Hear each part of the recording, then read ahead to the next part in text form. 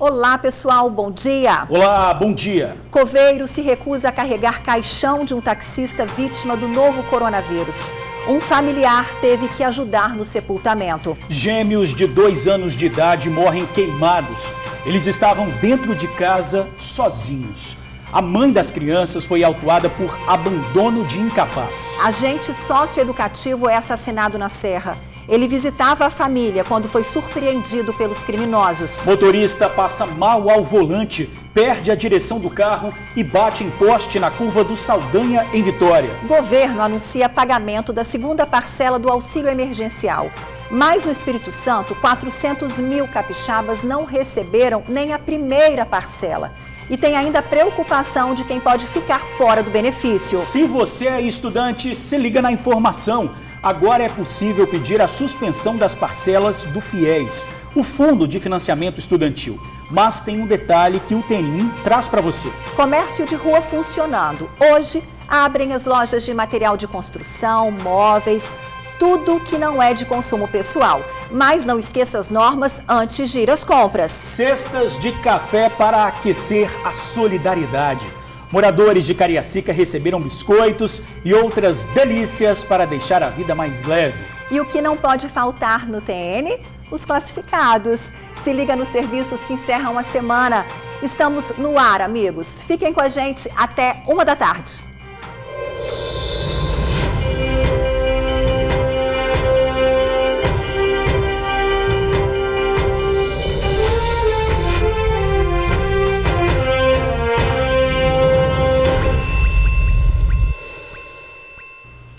Olha, 2 sentimentos num momento de muita dor, tristeza e revolta. A família do taxista José Inácio Filho, de 39 anos, precisou fazer o trabalho do coveiro no cemitério municipal de Cariacica. O servidor se recusou a carregar o caixão do taxista, que morreu vítima do novo coronavírus. Quem traz os detalhes ao vivo para a gente é a repórter Tainá Lopes. Olá, Tainá, bom dia.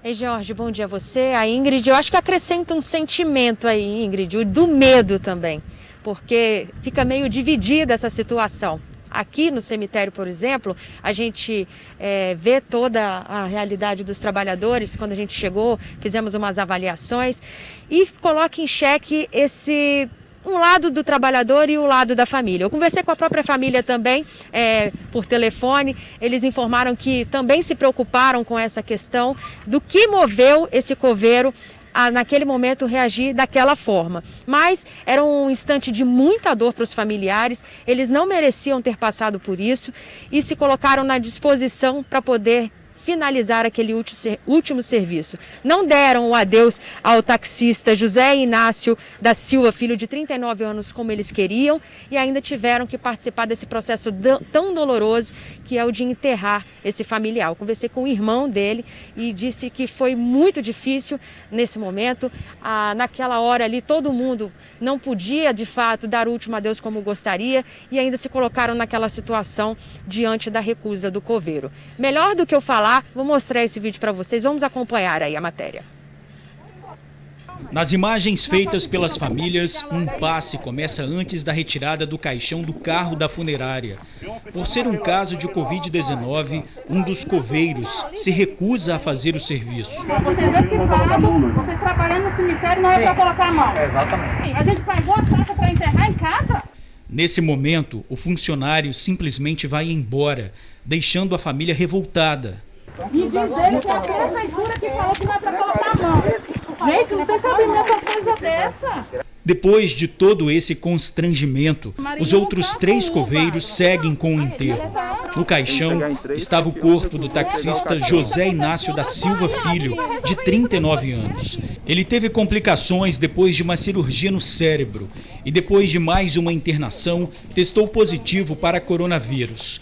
Entre as 2 causas da morte, o atestado de óbito apontou falência respiratória e Covid-19. Os funcionários que carregaram o caixão até a sepultura usaram roupas de proteção, luvas, máscaras. Mas, de acordo com um dos coveiros, não foi sempre assim. Vocês estão no momento tenso, a gente também está, porque muito sepultamento e a prefeitura não dá condição nenhuma de trabalho a nós. Aqui só tem 2. Hoje que ele veio, que ele é do grupo de risco, toma remédio controlado. Em meio à dor da perda, um dos irmãos do taxista ainda precisou ajudar a descer o caixão até a cova, sem luvas, sem a devida proteção. Ali, só o sentimento de dar ao ente querido uma despedida com um mínimo de dignidade.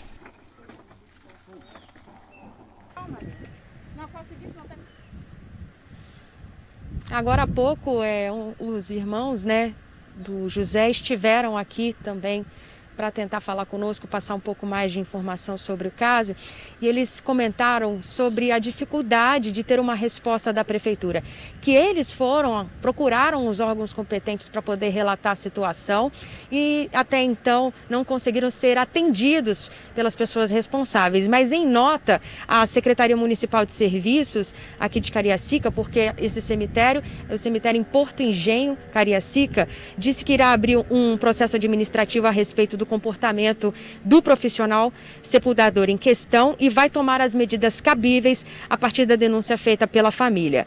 A Secretaria também lamenta a morte e disse que sente muito pelo constrangimento que a família passou e da maneira desrespeitosa como foi sepultado o corpo deste familiar. Ainda informou que disponibilizou desde o final de março, equipamentos de proteção individual a 21 profissionais sepultadores de todos os 8 cemitérios administrados pela Prefeitura de Cariacica. Só que em contraponto, a nota aqui que a gente acabou de receber, a gente vê no vídeo um dos trabalhadores informando sobre essa questão de faltar EPIs, não ter equipamento suficiente na hora que eles precisavam. Então gera toda essa tensão por parte tanto de quem trabalha no cemitério e tem que lidar com essa situação, que é uma situação nova, a do Covid-19. Vocês viram nas imagens como as pessoas da funerária ali, todas equipadas, o processo todo envolve muito cuidado, porque é arriscado, o caixão não pode ser aberto, então é tudo muito novo para os funcionários, mas também um momento de muita dificuldade para essa família, que ali diante de tanta dor, daquela perda, ainda teve que passar por essa situação. A gente deixa os nossos sentimentos aos familiares e vai continuar acompanhando esse caso e também outros que irão surgir, porque é tudo muito novo, gente? Eu devolvo aí para vocês no estúdio, mas é tudo muito novo para quem trabalha com isso, no caso aqui dos coveiros, e para os familiares que infelizmente perderam aí o José Inácio da Silva Filho, de 39 anos, tão jovem taxista, por conta do Covid-19. Eu devolvo para vocês aí no estúdio. Valeu, Tainá, obrigado. São dois lados, a família e também os trabalhadores, não é, Ingrid? Olha, a gente vê um caso como esse e chama a atenção para a importância do pensamento coletivo. Não está fácil para ninguém, para alguns ainda mais difícil. O painel Covid mostra 249 mortes e quase 6 mil pessoas contaminadas. Quando se fala em isolamento social, o último monitoramento feito no estado foi há 2 dias e mostra 47,3%, número bem abaixo do mínimo desejado, que fica em torno de 55%. Essas imagens, feitas hoje cedo, mostram como a população ainda se arrisca.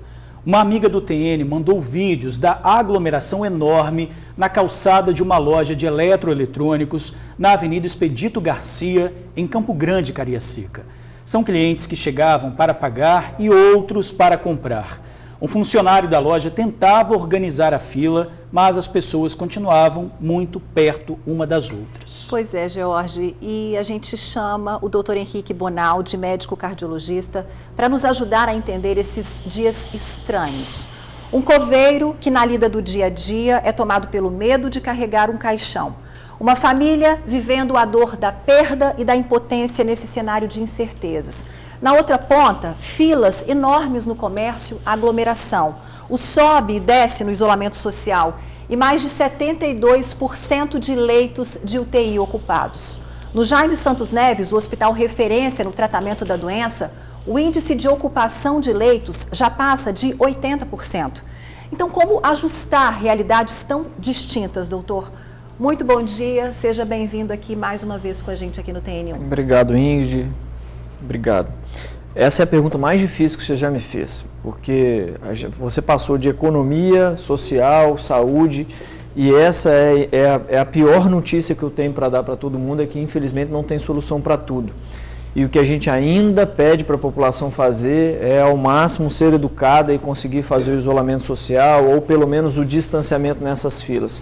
Porque o que nós estamos vendo hoje, essa família viver, por exemplo, na hora do sepultamento do ente querido, é algo que grande parte dessas pessoas que estão na fila também vão viver. Isso a gente precisa acreditar na doença a esse ponto. Se a gente não acredita, a gente não dá crédito ao que os profissionais da área da saúde estão fazendo e isso se multiplica.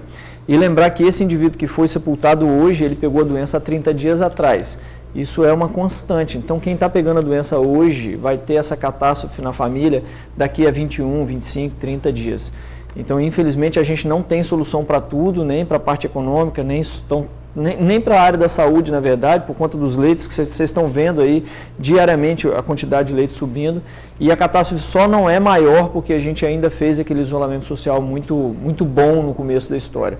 Mas, infelizmente, eu não tenho resposta para a sua pergunta. Pois é, o que a gente está vendo, doutor, é que apesar de estar se falando em isolamento, não é? Apesar de estar falando nisso, a gente está vendo aí uma flexibilização um pouco maior, pelo menos aqui no Espírito Santo.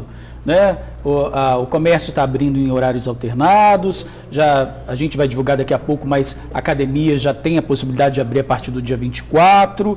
Shoppings, né? Também. Os shoppings também. E a gente vê aí uma média de lotação das UTIs de 70%.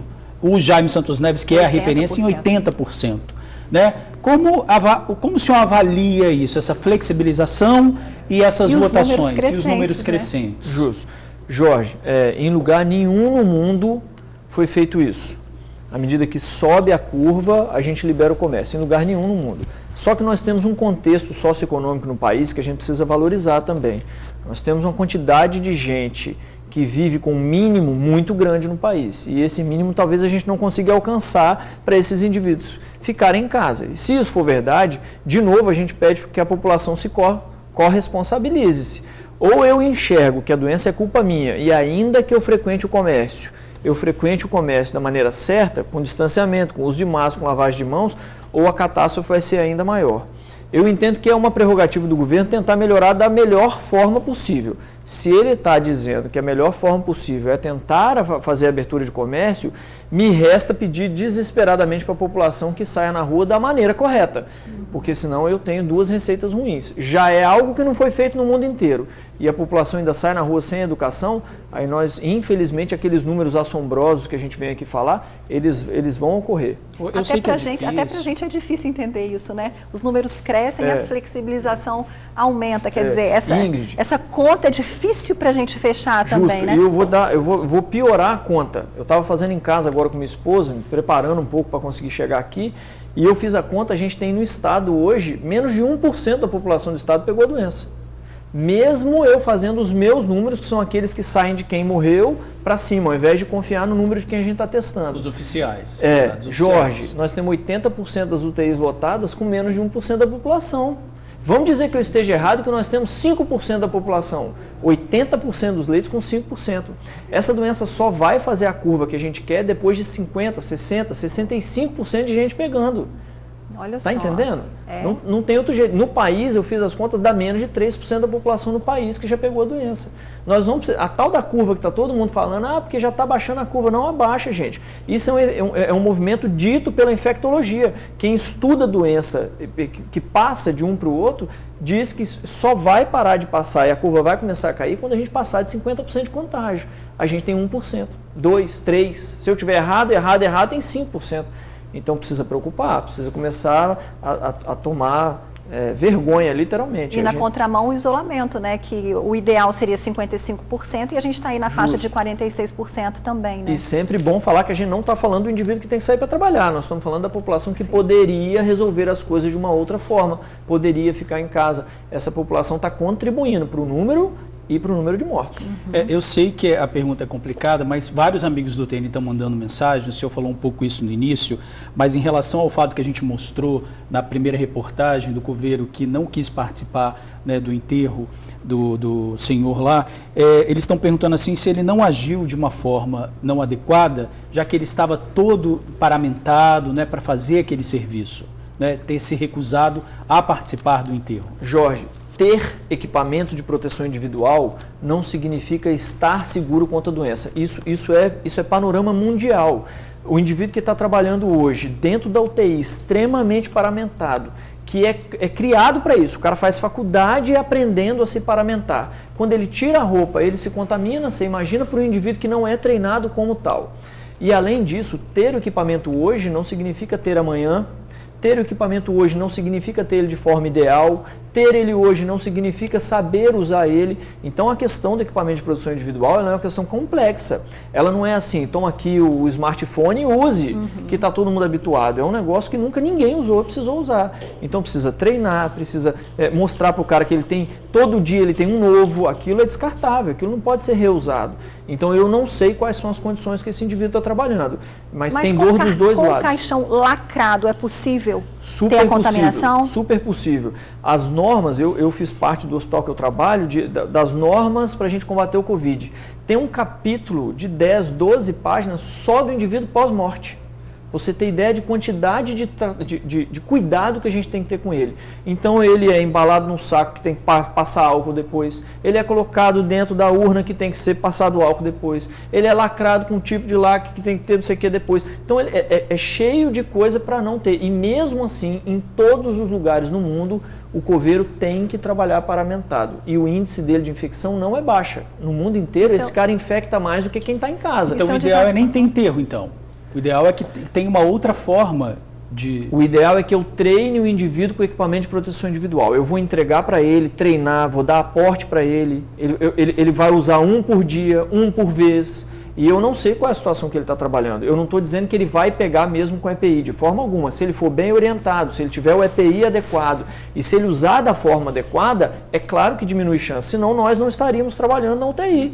Quem hoje trabalha na UTI com esses indivíduos, trabalha com essa segurança, fechado? Então é possível trabalhar hoje como coveiro? É possível, mas tem que entender se esse cara foi esse tanto orientado, se ele tem esse aporte. Agora um desafio também para médicos que fazem a necrópsia também, então, demais, né? Diante do que a gente está vendo. Por isso que ninguém no mundo fez necrópsia até 15, 20 dias atrás. Ninguém estava fazendo. A história da heparina começa quando um grupo no mundo começa a fazer via robótica. Heparina seria... A heparina é aquele anticoagulante que há 2 semanas atrás ficou todo mundo falando que a doença se resolve só com anticoagulante. Uma das notícias que surgiu daquilo foi porque a gente conseguiu fazer necrópsia por robô, porque ninguém estava tendo coragem de fazer necrópsia. Então, infelizmente, é uma doença nova, avassaladora, que a gente desconhece grande parte porque nós também não estamos conseguindo agir na doença. Então essa questão da EPI, ela é sempre uma questão muito delicada de falar. Ela não é simples assim, toma um pacote de EPI e resolve. Descobriu-se, por exemplo, na China, um mês atrás, saiu um editorial dizendo que as pessoas na UTI que estavam se infectando na hora que tirava a roupa. Olha que fantástico. O cara ficava 12, 18 horas de plantão e esse não era o problema dele. O problema dele era quando ele tirava a roupa. Então existia um protocolo para tirar a roupa. Então é um negócio super difícil, Jorge. Essa dificuldade que a gente está falando, inclusive, da necrópsia e tudo mais, dificuldade dos médicos, dificulta até o avanço de uma vacina, né? Justo, não só da vacina, como do tratamento. Nós ficamos 4 meses sem se ligar que a questão do anticoagulante era importante, até que alguém veio e deu essa nova notícia. Então é super difícil para todo mundo, não tem solução. Qual que é a única solução no mundo que foi feita? Isolar-se, distanciar-se, por isso que a gente bate na mesma tecla. Doutor Henrique vai continuar aqui com a gente para tirar dúvidas. Eu fiz um apanhado de algumas dúvidas de amigos, tipo mitos e verdades. Coloquei aqui no meu celular ao longo desse tempo, desses 2 meses que o senhor vem estando aqui com a gente no TN, e aí daqui a pouquinho a gente tira, porque ainda continuam as dúvidas. Sim, senhora. Tá bom? Olha, o governo anunciou a liberação da 2ª parcela do auxílio emergencial de R$ 600.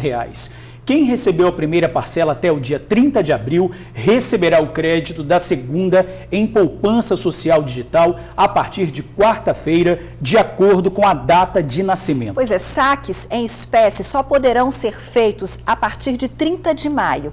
Mas e quem ainda não recebeu nem a primeira parcela, hein? Pois é, está tendo que contar com a solidariedade. O armário que hoje está cheio de alimentos não estava bem assim 2 dias atrás. Cozinhei o pacote de feijão e trouxe feijão cozido. Aí ela me arrumou um pouco de arroz. Ontem não tinha nada. Aí me ligaram da escola, ganhei uma cestinha. Aí quando foi de tarde, ganhei a outra cesta. Senão não tinha nada. Essa é a dona Elisângela, 43 anos. mora de aluguel com mais 5 familiares neste apartamento em Jabaeté, Vila Velha. Ela vendia quebra-queixo para sobreviver. Sem trabalhar por causa da pandemia, as coisas começaram a faltar e as contas já estão atrasadas há 2 meses. Elisângela é uma das 12 milhões de pessoas que ainda não receberam os R$600 do auxílio emergencial. Tem 2 contas atrasadas de água, 2 de luz e moro de aluguel. E eu não tenho de onde tirar. Enquanto isso, a Elisângela conta com a solidariedade de muitos brasileiros. Eu fiz o cadastro já tem 1 mês. Aí eu vou lá e olho só em análise. Não, nem previsão eu tenho. Enquanto alguns ainda não foram aprovados, outros já estão precisando da segunda parcela. Esse é o caso da manicure Clarissa. Autônoma, ela já encontra dificuldades. Desde o início da pandemia que a gente está com dificuldade, que não tem movimento no salão. Fiz o pedido do auxílio emergencial, a primeira parcela já saiu. E agora a gente está encontrando dificuldade para receber a segunda parcela. Pois é, Clarissa, a segunda parcela está prevista para ser paga a partir de segunda-feira. Mais informações no site auxilio.caixa.gov.br. Em relação a quem não recebeu a primeira parcela, o presidente da Caixa Econômica Federal, Pedro Guimarães, anunciou que entre hoje e amanhã será pago mais um lote. Nesse momento, devem ser incluídas pessoas que tiveram falhas no cadastro e, por isso, ainda estavam com o benefício pendente. Então, pessoal, olha só, a gente tem algumas informações, a gente recebe todos os dias aqui várias perguntas sobre o auxílio emergencial. Então, a Ingrid já disse aí que as pessoas que não receberam ainda a primeira parcela vão começar a receber entre hoje e amanhã. São mais de 400 mil pessoas, né, que o governo vai depositar esse dinheiro. Tem também aí o pagamento da segunda parcela, que começa a partir de segunda-feira. As pessoas que vão receber em dinheiro. Mas aí também as pessoas que já vão receber a segunda parcela, né, a partir da poupança social, começam a receber a partir do dia 20 de maio, que é quarta-feira. Né? Aí você pode acessar o site, né, tribunaonline.com.br, tem vários calendários, Ingrid. Então, a partir de segunda-feira começa. A partir de quarta-feira também esse dinheiro vai ser colocado na poupança social das pessoas que recebem pela poupança social. Tem também as pessoas que recebem pelo Bolsa Família, que também vão receber esse dinheiro em cash, em dinheiro, que também esse calendário está lá. São vários calendários, são 3 possibilidades. Então você pode acessar o tribunaonline.com.br que tem esses calendários. Aí também tem uma informação para os estudantes do FIES que estavam com as parcelas em dia antes da pandemia. Eles podem pedir a suspensão do pagamento das parcelas. Então, olha que informação importante. Né? Podem pedir essa suspensão. As mães menores de 18 anos vão poder receber agora o benefício. Mães menores de 18 anos vão poder agora baixar aí o aplicativo e pedir o benefício. Agora o governo, gente, o presidente Jair Bolsonaro também, ele vetou a possibilidade dos homens solteiros, chefes de família, receberem em dobro esse benefício. Você viu aqui que a gente estava vendo que o que estava acontecendo? Né? As pessoas, mulheres e homens, chefes de família, estavam colocando como chefe de família, marcando as 2 opções. Chefe de família. E nenhum dos 2 recebia o dinheiro. Por quê? Porque eles eram casados, cruzavam os dados, marcavam como chefe de família e nenhum dos 2 recebia. Só que o que eles estavam vendo? Os filhos ficam com quem para cuidar? Com a mãe. Então, esse homem acabava recebendo primeiro e a mãe que cuidava dos filhos de fato. não recebia. Então, agora, eles não vão mais receber. Né? Os homens que marcam como chefe de família não vão receber em dobro esse benefício. E o presidente também vetou o benefício a profissionais informais que estão no CadÚnico, ou melhor, que não estão no CadÚnico. Exemplo, essa é uma informação muito importante. Motoristas de aplicativo, vendedores de porta a porta e ambulantes. Por quê? Por que ele vetou isso? Disse que privilegiava alguns profissionais em detrimento de outros. Vale informar que essa medida foi publicada no Diário Oficial da União hoje, né? Hoje já está, hoje dia 15. Essas medidas já valem, mas tem que passar pelo Congresso ainda. Mas elas já estão valendo. Então, quais são as classes? Motoristas de aplicativo? Exemplo, né? Motoristas de aplicativo, vendedores de porta a porta e ambulantes, que não estão no CAD único. Né? Então, que deu esse volume inteiro, eles estavam esperando de 20 a 30 milhões de pessoas, então quase 100 milhões de pessoas se cadastraram aí para receber, né? E teve todo esse volume aí. Por que eles falaram que eles não vão participar? Porque estava privilegiando alguns em detrimento de outros. Por isso que eles colocaram só quem está no cadastro único. Ontem o presidente também chegou a anunciar a possibilidade de prorrogar esse auxílio aí, né? Por mais 1 ou 2 meses, esse auxílio de R$ 1.200. Quer dizer, a gente está aguardando também o posicionamento aí daqui para frente. E já que a gente está falando também de informação importante para quem está em casa, quem está devendo também parcelas de caixa, né, imóveis, na Caixa Econômica, também agora o governo prorrogou por mais um mês. Eram 3 meses, agora são 4 meses. Você baixa lá um aplicativo, né, você pode fazer isso rapidamente. É só baixar o aplicativo lá da Caixa Econômica Federal, pedir a parcela, adiantamento, prorrogação da parcela, e é muito fácil. Você vai receber no seu celular um código e você pode prorrogar essa parcela aí diretamente do seu celular por 4 meses aí, né, para você conseguir usar esse dinheiro para pagar outras coisas. É verdade. Olha, está na cadeia traficante de 29 anos que determinava ataques rivais, promovia o terror na região de Santa Rita, em Vila Velha. Ele responde por vários homicídios, tráfico de drogas e posse de arma. O criminoso foi preso em Minas Gerais e quem tem os detalhes ao vivo pra gente é o Felipe Chicarino. Olá, Felipe, boa tarde para você.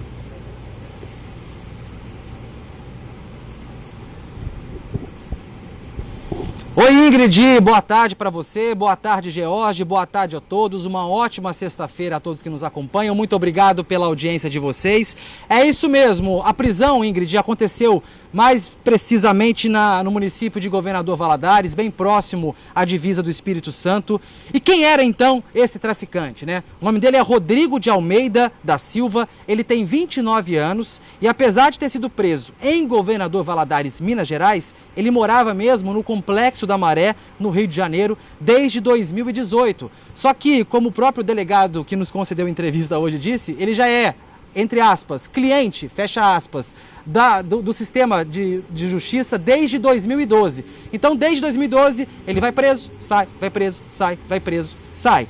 E essa saída durou até a última quarta-feira, dia 13, quando ele foi preso, né, pela Polícia de Minas e pela Polícia do Estado. Ele foi preso, então, no município de Governador Valadares. Lógico, negou todas as acusações que cabem, né, contra ele. E quem é, então, o Rodrigo, né? Ele é chefe, segundo a Polícia Civil, ele seria um dos chefes do tráfico de drogas no bairro 1º de Maio, em Vila Velha. Ele é suspeito de ataques a traficantes rivais no bairro de Santa Rita. E a gente, né, até antes um pouco da pandemia, a gente vinha aí noticiando vários ataques constantes nessa região. E ele também é suspeito de extorsão e sequestro. E olha o que ele fazia também, Ingrid, George, pessoal de casa, né? Ele mandava os traficantes subordinados a ele de 1º de maio a agirem como milícia. É isso mesmo. Eles cobravam mensalidades de empresas, por exemplo, que atuam no bairro vendendo água, vendendo gás, serviços de internet. Olha o que ele aprontou, que o Rodrigo aprontou ano passado, segundo a Polícia Civil passou pra gente, né? Traficantes a mando dele, né? Sequestraram, agrediram e torturaram um técnico que prestava serviço de internet. O técnico estava lá trepado no poste, os traficantes tiraram o técnico do poste, fizeram tudo isso com ele e depois ligaram para a empresa que ele trabalhava pedindo, primeiro, o resgate para que ele fosse devolvido, né, para a família, para a empresa e também uma mensalidade de R$6.000. Então funcionava assim, você quer instalar internet na casa do seu João, da Maria, da Neuzinha, vai ter que pagar R$6.000 por mês. Então, até o delegado brincou com a gente, falando assim que ele foi fazer um curso, uma especialização no Rio de Janeiro, onde ele aprendeu essas técnicas de milícia, né, que infelizmente é muito comum no estado do Rio de Janeiro. Mas, dia 13, na última quarta-feira, ele foi preso, já está preso, já se encontra no presídio. Então, pelo menos de lá, torçamos então que ele não continue operacionalizando ataques e o tráfico e a criminalidade naquela região. Mas mesmo assim, com a prisão dele, a Polícia Militar diz que vai continuar fazendo ações, tanto em 1º de maio quanto em Santa Rita. Acompanhe aí a fala da PM. A Polícia Militar está realizando, inclusive nesse conglomerado de bairro, várias operações diárias de visibilidade, operação de saturação. Ontem mesmo tivemos a ocupação desses bairros com apoio aéreo, com a presença do comandante-geral, do secretário de Segurança. E o que a gente mais precisa é que a comunidade mostre que não tolera a criminalidade, acionando a polícia diariamente e acionando o 181. É importante para o sucesso das nossas operações diárias. Não dá, né? Não dá para uma sociedade se curvar para traficantes e traficantes com comportamento de milicianos. Eu volto com você, Ingrid e George. Um bom final de semana a todos. E amanhã eu tô na área, hein? Amanhã tem Chicarino de plantão. Graças a Deus. Até amanhã. Tá certo, Felipe. Até. Agora sim, vamos ver a reportagem completa sobre a morte de 2 irmãos. A mãe dos gêmeos mortos durante incêndio ontem em São Mateus foi autuada por abandono de incapaz. As crianças de apenas 2 aninhos ficaram sozinhas em casa quando a residência pegou fogo. Em depoimento à polícia, a mãe contou que ficou apenas 5 minutos fora de casa, mas quando chegou o local já estava em chamas. Ela disse que ainda deixou uma panela no fogo, o que pode ter motivado o incêndio. O incêndio aconteceu ontem à tarde no bairro Aroeira, em São Mateus, no norte do estado. Esses vídeos mostram o trabalho do Corpo de Bombeiros para conter as chamas. Mas quando eles chegaram no local, as crianças já estavam mortas. As vítimas são os gêmeos Ayla Sofia de Jesus e Gabriel de Jesus, de 2 anos de idade. Os 2 estavam sozinhos em casa quando o incêndio aconteceu. Ao perceberem o fogo, os vizinhos ainda tentaram salvar os gêmeos, mas não conseguiram. A mãe das crianças, identificada como Maria de Jesus da Silva, de 22 anos de idade, foi levada até a delegacia para prestar esclarecimentos do porquê que ela deixou os filhos em casa sozinhos. Pois bem, ela disse que estava cozinhando e decidiu ir à casa da irmã dela, que fica a poucos metros de distância dali. Achou que tinha desligado todas as panelas, o fogão, e pensou que mesmo com as crianças acordadas, não teria problema de deixá-las ali, pois a visita seria rápida. Entretanto, só quando ela retornou para casa um pouco mais tarde, é que viu que a residência estava em chamas. A casa que pegou fogo tem 4 cômodos compartilhados entre a mulher e um irmão, que não estava no local quando o incêndio aconteceu.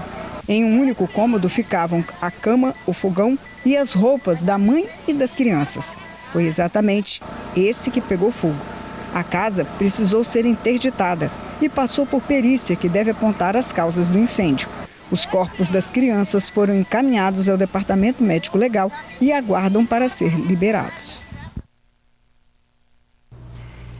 Agente socioeducativo é assassinado na Serra. Ele visitava a família quando foi surpreendido pelos criminosos. Os 2 assassinos chegaram numa moto e atiraram. O sindicato da categoria acredita em execução.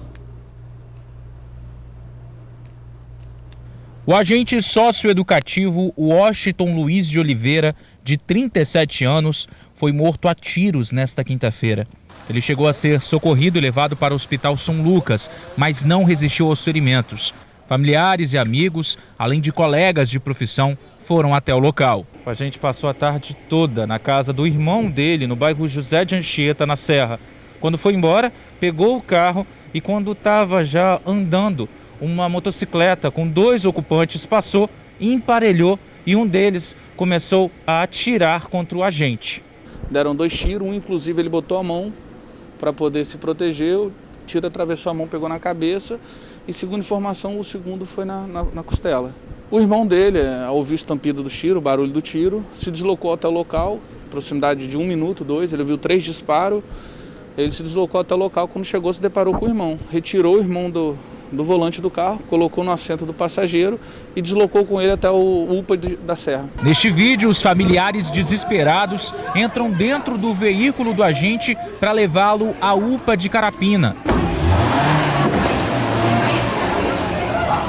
De lá, ele foi transferido para o Hospital São Lucas. O presidente do Sindicato dos Agentes afirma que o Washington foi executado. Latrocínio, a gente garante que não foi. Foi uma execução ou uma tentativa de execução, porque não levaram nada, executaram, deram 2 tiros e foram embora. Ficou tudo no carro dele, o carro dele ficou, não deu nem tempo dele reagir. A única coisa que ele fez foi botar a mão para ir tiro, você tira que ele dirigindo, o carro dele chegou a bater logo depois dos tiros que ele tomou, então ele estava dirigindo, né? Um colega que trabalhou com ele na última quarta-feira e não quis se identificar, lamentou o ocorrido. Uma pessoa maravilhosa, uma pessoa doce, uma pessoa que não tem coragem de fazer mal a ninguém, a ninguém. Uma pessoa que no trabalho lá, ele desempenhava um bom serviço, entendeu? E a pessoa tem coisa boa de falar dele. E isso para mim foi uma fatalidade, eu não sei o que aconteceu, foi fatalidade. A categoria não se sente segura no trabalho. A gente fica consternado, amedrontado, com medo de sair de casa, com medo de trabalhar, porque a gente não pode proteger nossa integridade física. O Estado não nos dá esse direito. Simplesmente eles acham que cuidar de adolescente em conflito com a lei é cuidar de criança de carência social. E não é. Adolescente que comete ato infracional, volta a frisar, é tão perigoso ou até mais que o maior, porque ele sabe da punibilidade que ele não vai ter, né? Ele vai ficar ali sabendo que 2, 3 anos no máximo ele está na rua, infelizmente é assim. Quanto aos familiares, depois da perda tão repentina, preferiram não gravar entrevista. Washington estava trabalhando há quase 2 anos como agente socioeducativo. Olha, gente, a Polícia Civil disse que o caso segue sob investigação. Até agora, ninguém foi preso. Ressaltou que a arma que a vítima portava no momento do crime foi apreendida pela DHPP da Serra. A vítima tinha autorização para porte de arma. O IASES disse que fornece para os agentes equipamentos de segurança permitidos pela lei que rege o sistema socioeducativo. Ressalta também que, por determinação de lei federal, o sistema socioeducativo não faz parte do Sistema Único de Segurança Pública. O IASES se diz solidário com os familiares e amigos do servidor. Durante a madrugada, os moradores de Feu Rosa, na Serra, escutaram mais de 10 tiros. Quando saíram para ver, encontraram um casal morto no meio da rua. O casal estava de moto quando foi surpreendido pelos atiradores. A suspeita é que as vítimas estavam sendo perseguidas pelos criminosos em Feu Rosa e acabaram alcançadas. Era por volta de 10 horas da noite quando os moradores desta rua, no bairro Feu Rosa, na Serra, ouviram disparos. E olha, não foram poucos. Uns 8 a 10 tiros. Eu já estava deitado, mas eu vi o barulho, foi muito tiro. Quando eu abri a janela para ver, os corpos já estavam caídos, a moto caída lá no chão e os corpos caídos, um aqui e 2 lá na frente, perto daquele portão vermelho lá.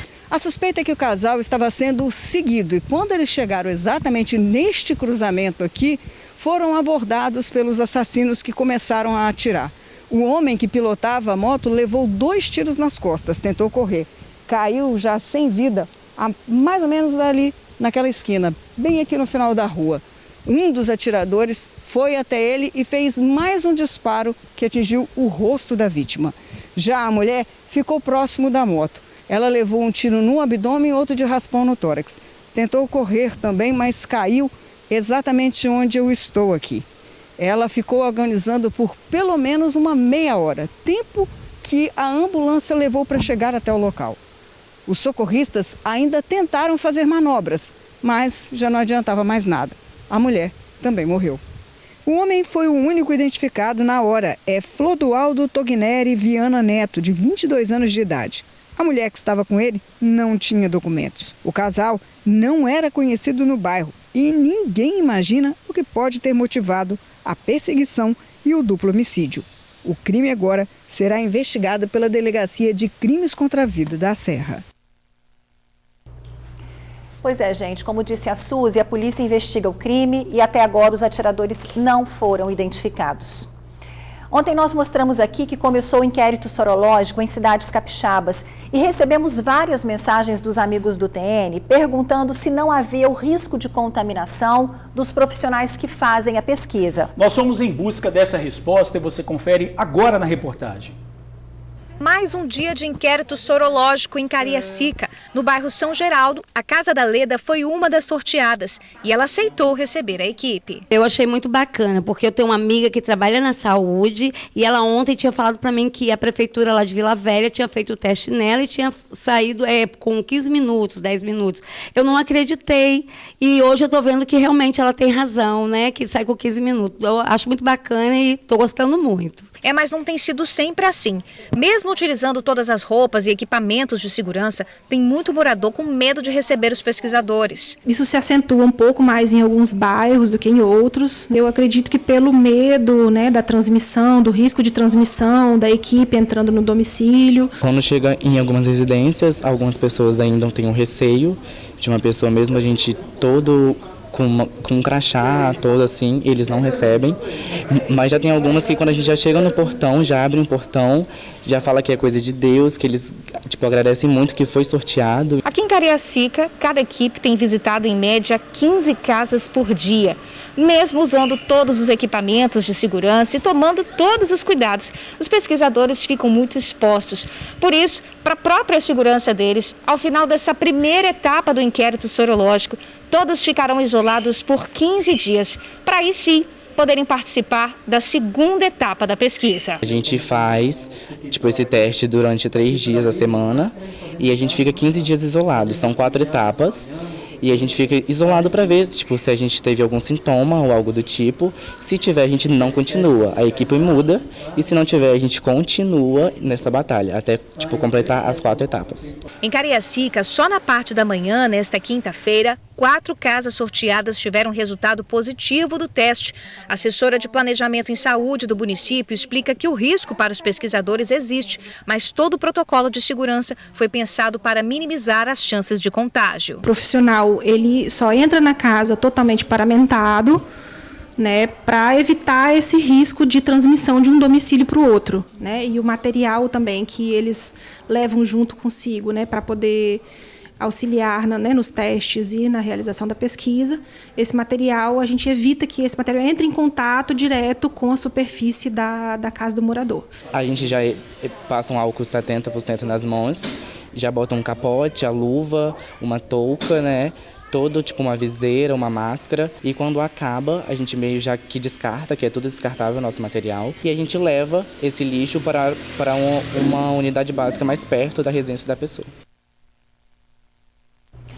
A gente viu aí que há todo um cuidado para evitar riscos de contaminação. É importante receber bem os pesquisadores. Olha, nós voltamos já aqui com o doutor Henrique Bonaldi, cardiologista. Várias pessoas aqui mandando um abraço para o senhor, doutor Henrique. Gostam muito dos esclarecimentos do senhor. Mas a gente já começa aqui com uma bomba, né? Há poucos minutos, o ministro da Saúde, informação aqui para os nossos amigos do TN que estão acompanhando a gente, o ministro da Saúde, Nelson Tais, pediu demissão do governo Bolsonaro. Né? O ministro Nelson Tais, que não ficou nem um mês aí no governo, já pediu demissão. Em meio a essa crescente na pandemia, olha só, que bomba, hein? Exatamente, daqui a pouquinho ele disse que vai dar uma entrevista esclarecendo, mas na avaliação do senhor, o que significa isso, doutor? Isso significa um cenário ainda pior, né? Eu sempre comparo com os outros países, que é a maneira mais fácil que a gente tem para aprender com o erro dos outros. A gente também não tem no cenário do mundo uma incoerência, uma dificuldade política atrapalhando a pandemia. A pandemia ela é motivo de preocupação da área da saúde, da área da economia e governamental em todos os países de uma forma muito unida.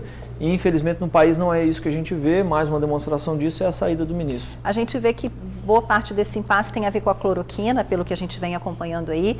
E é uma das perguntas que eu coloquei como mitos e verdades aqui, que eu selecionei ao longo desse tempo, que o pessoal está mandando para o WhatsApp.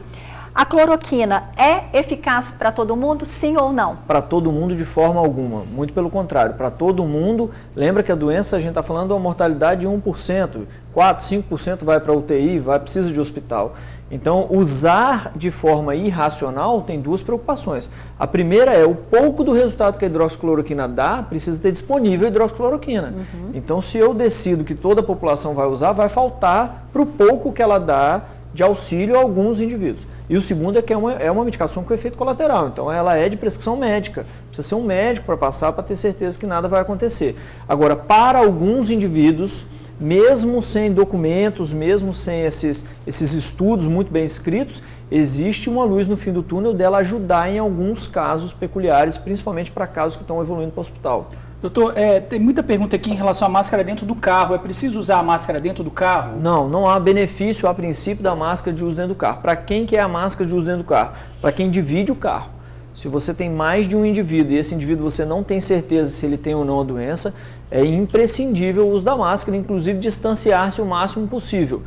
Colocá-lo no banco de trás é melhor do que colocar no banco do lado. Mas sozinho dentro do carro não tem benefício nenhum. Muito pelo contrário, você acaba umidificando a máscara no momento em que ela não tem benefício, aí acaba atrapalhando depois. Mais uma dúvida comum, quem já pegou o corona não pega mais? E quem já pegou o corona e ficou curado não transmite mais o vírus? Ótima pergunta. Vamos começar nessa ascendência de curva, ter mais gente que já pegou.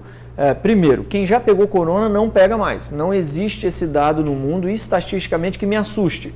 20% das pessoas que pegaram de novo. Não existe isso. Até hoje, o assunto que está descrito no mundo é pegou uma vez e acabou. E segundo, quem pegou ainda produz possibilidade? Produz sim. Por quê? Não é porque ele exala vírus, mas é porque ele carrega vírus. Então, na sua roupa, vamos dizer, eu, Adenilton, Mota Rampinelli, que veio aqui com vocês, ele já pegou. O cuidado dele na hora que trabalha é o mesmo. Por quê? Porque senão ele leva para casa, leva para o elevador do prédio dele do mesmo jeito. Ele não exala mais, porque o vírus não está dentro dele, mas ele pode sim carrear o vírus. Então, a preocupação de quem pegou tem que ser a mesma de quem nunca pegou. Mais alguma dúvida? Estão perguntando aqui sobre os novos sintomas, doutor. Apareceram novos sintomas aí para o corona?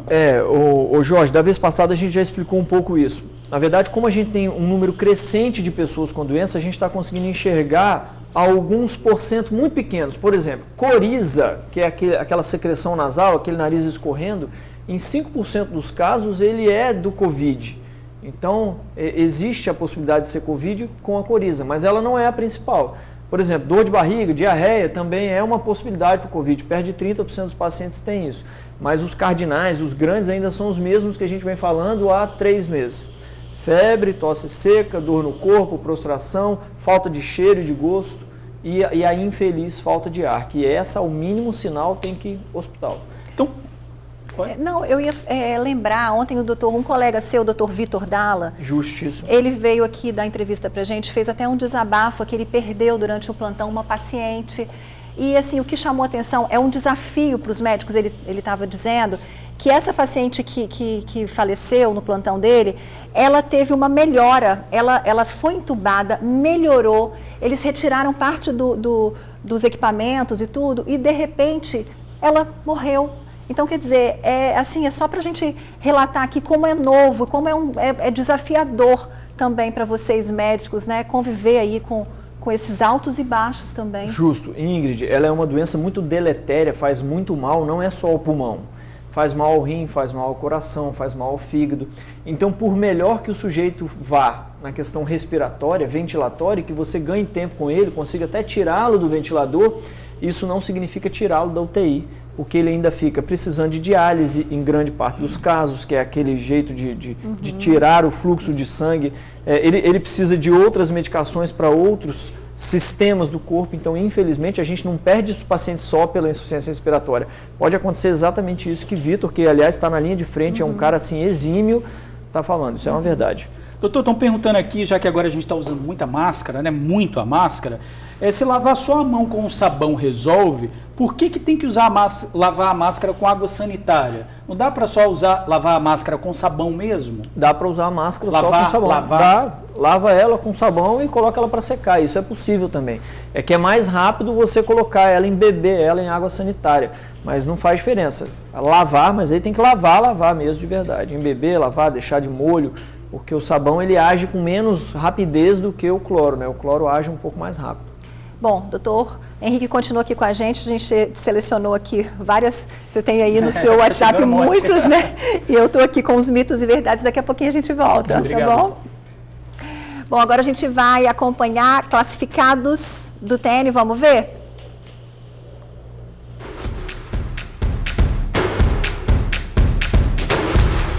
Boa tarde, pessoal. Meu nome é Saíli Torres. Eu fabrico vassouras e vassouras de gari, de garrafa PET. Meu número de telefone é 8872-7419. Sou morador aqui de Guarapari, no bairro Santa Mônica. Nossos produtos são mais leves, são mais resistentes e são ecologicamente corretos. Vem ajudar o meio ambiente. Aí, ó. Perto da Ingrid, onde a Ingrid tem casa lá, passar as férias dela, né? Já tá, hoje a Ingrid veio toda arrumadinha, mais do que de costume, porque ela tem um anúncio muito importante para fazer. Passei até batom vermelho, gente. Só vou fazer no final, tá? Mas, ó, bacana, você já pode hein? ter um serviço bom para fazer. Pois ali, é, exercício, né? né? Exercício físico, ó. Vassourinha de garrafa PET, gostei. 98872-7419, 98872-7419. Tem mais, vamos ver.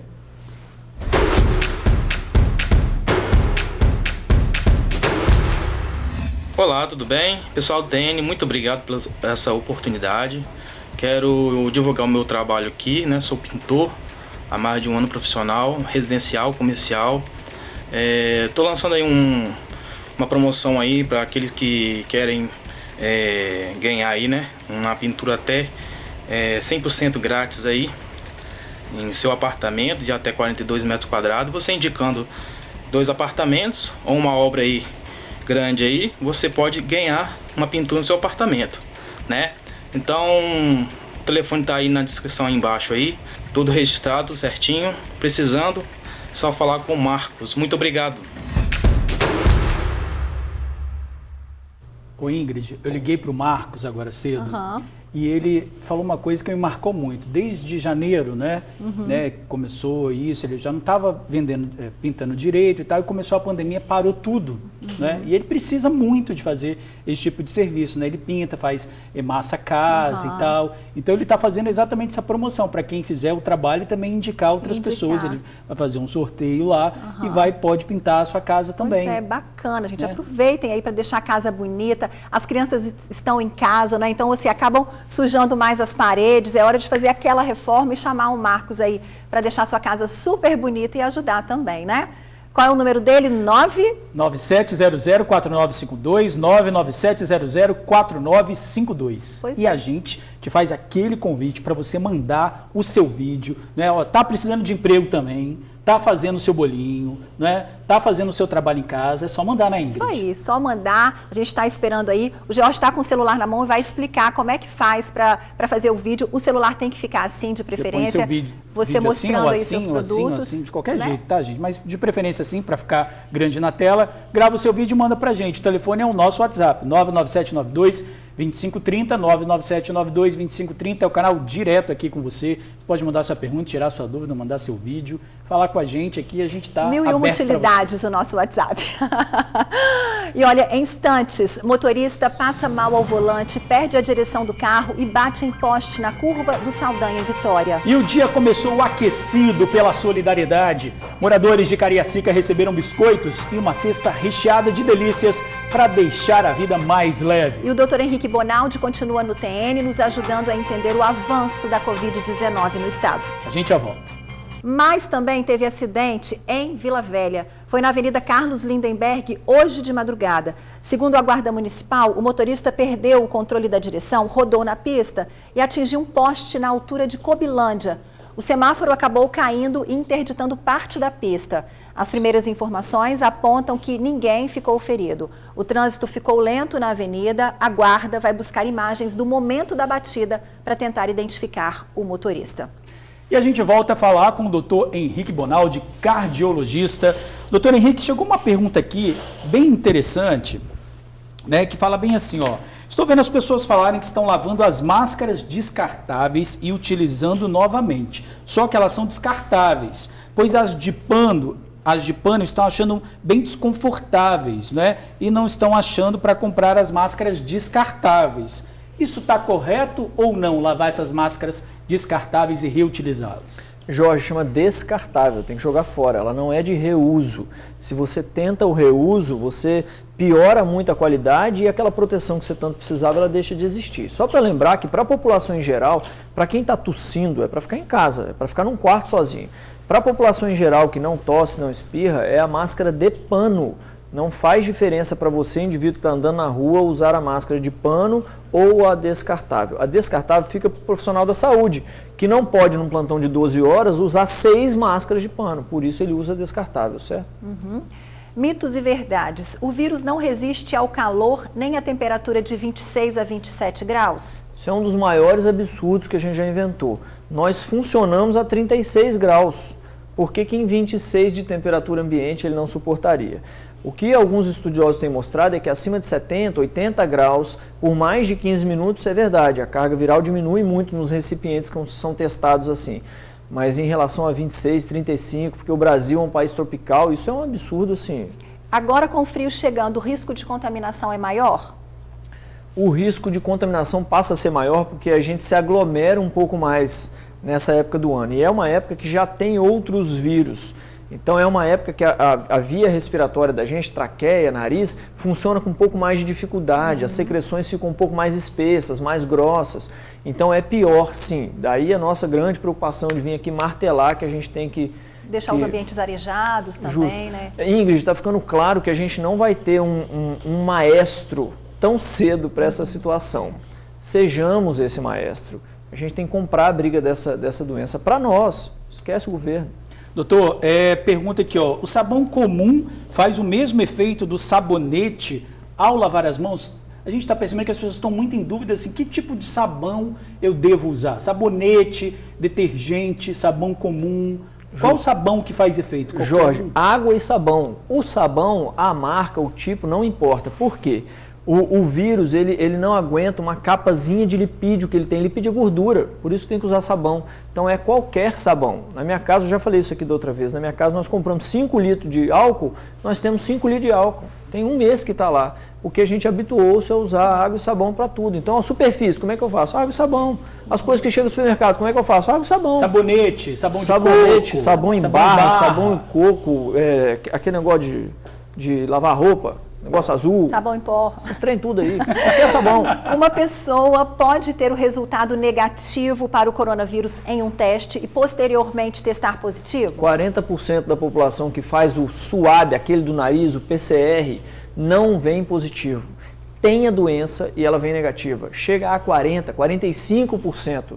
Então, acreditar só no teste também não está certo. Como é que a gente está fazendo? Faz o tal da imunoglobulina depois, que é esse teste que apareceu na reportagem, a tal da sorologia. Esse teste chega a 80% de positivo e só 20%, 15% de falso negativo. Então, às vezes, quando a gente tem muita certeza de que o indivíduo teve a doença, mesmo quando o PCR vem negativo, a gente pede para ele 2, 3 semanas depois fazer o exame de sangue e aí ele vem positivo. Perguntas, doutor, já tem novos estudos falando sobre o tempo de vida do vírus em superfícies, no ar? Não, nenhum que bata contra aqueles de 2 meses atrás. Todos eles ainda afirmam mais ou menos a mesma coisa. As superfícies duram até 6, 12, 24, até 48 horas, que o pior é o plástico, né? Ingerir vitamina C ou alimentos ricos em vitamina C protege contra o vírus? Se o sujeito continuar comendo carne gordurosa, sem fazer atividade física, obeso, sem tomar remédio, não. Se ele fizer toda a parte de mudança de estilo de vida e acrescentar a isso suplementação de todos esses nutrientes e vitaminas, ótimo para ele. A imunidade, né? Isso, não está errado. O que está errado é acreditar que um comprimido de vitamina C ganha de um sujeito que está pesando 180 quilos. Aí precisa ter essa dimensão. Primeiro o mais óbvio. Depois a vitamina C e magnésio, essas coisas que as pessoas estão perguntando. Bom, acabaram aí? Na verdade, a gente tem muitas aqui, né? O nosso tempo que tá... Eu tentei fazer o seguinte, eu vou sair de férias hoje, já estou anunciando as minhas férias, né? Estou feliz da vida, que faz parte, vou ficar em casa. Mas eu tentei reunir essas perguntas aí ao longo desse tempo, que chegam no nosso WhatsApp também, que são as dúvidas mais comuns também. Te agradeço pela participação mais uma vez, doutor Henrique. Muito obrigado, Muito obrigada, obrigado, tá? viu, Jorge? Obrigado, boa doutor sorte, Henrique. parabéns sempre aí Quer pelo deixar um trabalho. recadinho final aí para o pessoal? Eu queria só que as pessoas acreditassem na gente. Está em rede social, tá na mídia, não é mentira, é uma doença que é verdade. Nós não temos um maestro que a gente se responsabilize, a gente cuide um do outro, que a única saída do brasileiro está sendo essa. Nós não vamos ter dinheiro, nós não vamos ter maestro, então vamos para frente. Tá certo. Valeu, obrigado, doutor. Olha, mais um idoso que morava numa casa de repouso de Vila Velha morreu por causa do novo coronavírus. Ele estava hospitalizado no Hospital Jaime dos Santos Neves, na Serra, e morreu no último dia 9. Com esta morte, já são 3 vítimas de internos da casa de repouso. A Secretaria Municipal de Saúde trata a situação do asilo como surto 9 idosos testaram positivo, 6 negativo e 2 inconclusivos. Todos na casa, entre funcionários e residentes, estão assintomáticos e são acompanhados por profissionais da saúde. Sexta-feira, 15 de maio, é hora de conferir o que o jornal A Tribuna traz em destaque. O governo do estado admite reabrir shoppings e academias em 10 dias. Aqui na foto principal, mais prefeituras reforçam barreiras em estradas e praias. Caixa anuncia a liberação da segunda parcela da ajuda de até R$ 1.200. Vendedor é executado com mais de 15 tiros na frente dos filhos. Petiscos para curtir lives e happy hour. E ainda é manchete no jornal A Tribuna desta sexta-feira. Os 30 bairros mais atingidos por coronavírus em Vitória. Bolsonaro prevê falta de dinheiro para pagar aos servidores. E prestação da casa própria prorrogada por 4 meses.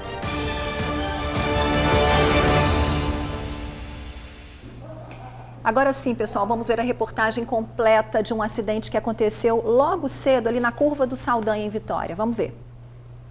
O acidente aconteceu pela manhã, bem cedo. Foi por volta das 6h30 e foi impressionante. De acordo com informações, o motorista vinha no sentido Jucutuquara, centro de Vitória, quando perdeu o controle, bateu no poste de sinalização, rodou, veio para a pista contrária e parou bem ali no meio. O carro foi retirado pelos policiais que chegaram aqui inicialmente, também pela Guarda Municipal, e colocado ali para não atrapalhar o trânsito. Aquela menina que está perto do carro é uma cuidadora. Ela estava próximo quando o acidente aconteceu e conversou com o motorista logo após o acidente. O sinal estava fechado, eu vi a pancada. Aí eu vim correndo para ver o que tinha acontecido. O que ele contou para você do que teria ocasionado o acidente? Que as vistas dele escureceu e ele ficou meio que tonto. Aí ele bateu e imediatamente ele tirou o cinto, que deu uma falta de ar nele, e ele bateu a boca, a cabeça. Mas ele estava consciente, estava tranquilo. O motorista foi socorrido pelo SAMU e saiu, segundo a Guarda Municipal, se queixando de dores no peito e falta de ar, mas não tinha lesão aparente. Ele contou a Ana Maria que passou mal ao levar o carro para um amigo. Ele é mecânico, se diz? Isso, ele falou que é mecânico. E aí ele sentiu a vista escurecer? Penso eu que deve ter sido uma queda de pressão, né? Aí diz ele que só escureceu as vistas e bateu. Ele não estava correndo porque o sinal já estava fechado e como é praticamente em cima do sinal, então foi um susto mesmo, né? Que susto, hein, gente? Em época de tristeza e pandemia, um café com direito a biscoitinho, suco, leite, pão, alimentos que vieram de doações e serão distribuídos a 1.000 famílias carentes. Nossa equipe acompanhou a alegria de quem vai garantir mesa cheia em Cariacica. Tem de tudo para o café da manhã. Tem de tudo um pouquinho. Tem leite, tem pão, tem biscoito, suco, tem achocolatado também. Bom demais, hein, Nilcimara? E tem para a criançada toda para o final de semana, né? Mas as crianças em casa é um fato que a despesa aumenta, né? Isso é óbvio. Muito, né? Come bastante. Ela mora no bairro Prolar, em Cariacica, onde está acontecendo hoje uma distribuição de cestas de café da manhã. Dona Catarina também garantiu a dela. Por baixo dessa máscara tem um sorrisão de orelha a orelha. Feliz, graças a Deus. Chegou numa boa hora essa cesta para mim. Principalmente o pó de café, que à tarde eu falei, meu Deus, amanhã não tem pó. Mas graças a Deus, Nelly me ligou. Hoje eu já tenho o pó de café. Tá super certo. Tem que estar muito feliz e agradecer mesmo. Igual a Leda, ela pegou 2. Uma para ela e outra para a mãe. Muito feliz da vida. Vê na hora certinho que estava precisando. Espero que tem mais, tá? Só aqui no bairro Prolar, em Cariacica, até o final do dia, 110 famílias terão recebido uma cesta básica de café como essa. Mas ao todo, na Grande Vitória, 1.000 famílias serão beneficiadas. E todas elas passam por um cadastro bem importante. É o nomezinho na folha, junto com alguns documentos, um trabalho bem organizado em centros de distribuições como esse, para não aglomerar. Dessa forma, o serviço fica organizado e a casa da Adna virou o centro de distribuição. Muito gratificante, né? Porque um pouquinho que a gente pode fazer nesse momento, eu creio que já é muita coisa, né? Para o próximo, né? Porque a gente viu a satisfação das pessoas saindo com essa cesta, né? Mães de família com muitas crianças em casa, né? Então é muito gratificante. Essa ação é promovida pela CUFA, Central Única das Favelas, e está abrangendo vários municípios. CUFA, quer dizer Central Única das Favelas, ela existe no Brasil inteiro, né? E no começo dessa pandemia, nós sabíamos que os locais mais impactados seriam favela e periferia. E esse é o nosso foco de ação. Então nós resolvemos abrir uma campanha da CUFA contra o vírus e fazer arrecadação de alimentos não perecíveis, itens de limpeza e higiene pessoal, para atender exatamente esse público de favela, que é realmente quem sofre mais nesse momento de pandemia. As famílias que recebem as cestas são cadastradas. Normalmente, lideranças comunitárias dos bairros passam a relação de quem mais precisa. E se você também puder ajudar o projeto com alimentos ou doação em dinheiro, ligue para o Gabriel. O número é o 99805-1193. 99805-1193. E já tem live do chefe e a receita de hoje é biscoito de polvilho. Eu adoro. Você acredita que tudo é feito dentro do liquidificador? Gente, rapidinho? É? Gente, não perde não, hein? A gente já volta.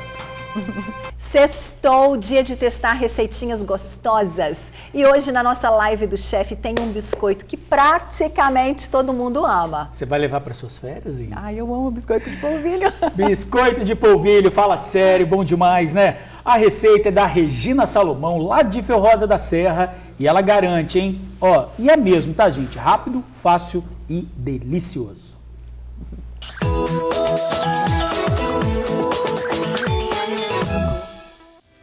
Bom, gente, vamos de biscoito de polvilho rápido, delicioso, sem muito segredo. Primeiro, você vai colocar uma xícara de leite, uma xícara de óleo, 2 ovos, 3 xícaras de polvilho azedo.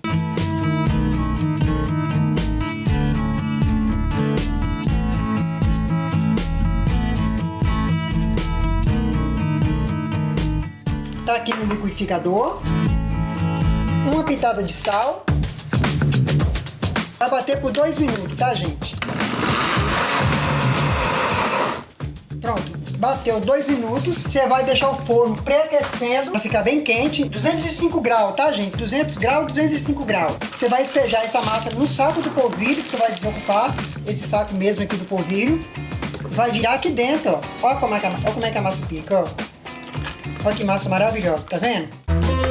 Você vai fazer isso aqui, ó.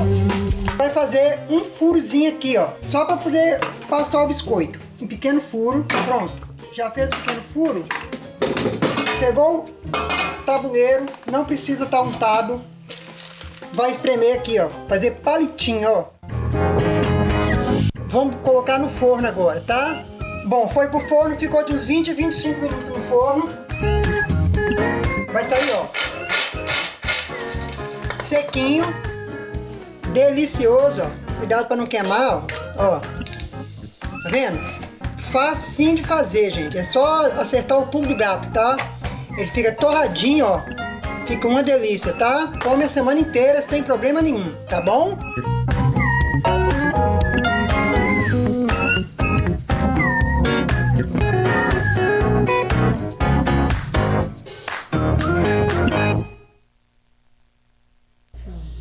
Olha, o que mais você vai ter agora é tempo para fazer essa receita. E todas as receitas. Dica do chefe. Fala sério, faz que uma live delícia. comigo fazendo Eu vou fazer. Tá delícia, bom, né, gente? Deu água na boca, né? E olha, além desse biscoito de polvilho, a Regina faz outras delícias por encomenda, como empadão, biscoitinho doce, salada fit. É só acessar o Instagram dela, Salomão4502. Pois é, a gente falou de delícias, mas você também falou dessa salada fit. E eu relembro a participação da Regina aqui no TN no mês retrasado. Ela é toda cuidadosa com o corpo, viu? Nesse período de quarentena, a merendeira não perdeu o pique de jeito nenhum. Ela fez da varanda de casa uma academia e uma pista de dança. Os aparelhos deram lugar ao improviso, tudo para manter a forma. E até o nosso repórter entrou na dança. Energia boa, né? Energia maravilhosa. Então, ó, o nosso parabéns aí para Regina. Quem é que dançou lá, hein? Quem foi? Pois é, eu não vi, não consegui ver.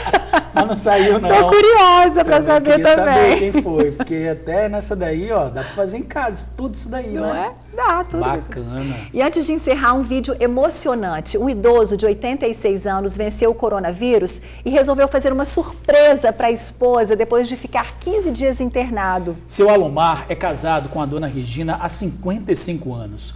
Os dois nunca ficaram tanto tempo separados. O reencontro foi registrado pela neta. Não pode beijar na boca, hein? Vai, não pode dar jeito, vai, abraça o seu corpo. Ai, não chora não, tá também.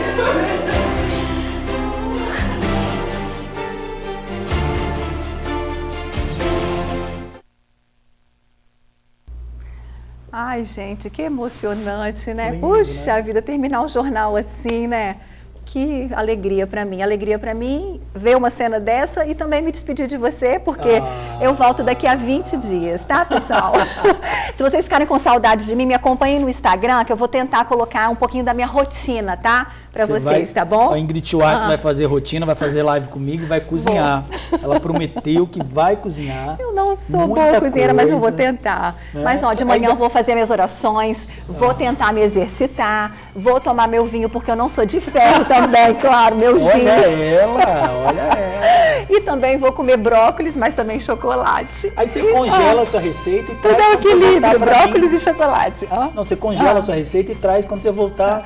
Tá bom, já que você é a rainha do congelamento. Eu vou pensar no seu caso, tá? Obrigado. Então tá bom, gente. Um beijo carinhoso para todos vocês. Daqui a 20 dias eu tô de volta, se Deus quiser. Aqui tá aproveite bom? as suas férias, porque durante esse tempo acho que muita coisa vai acontecendo. Não é? É uma notícia atrás da outra, né? Não para, notícias não param, né, gente? Aproveite, tá? Tá bom, vou ficar em casa, tá? Vou ficar em casa, então vai dar tudo certo aí, porque todo mundo tem que ficar em casa, tá bom? Beijo, tchau. Beijo, gente. Até segunda. Ah, esqueci de falar da Bruna. A Bruna vai me substituir. Maravilhosa. A partir de segunda-feira. Tchau.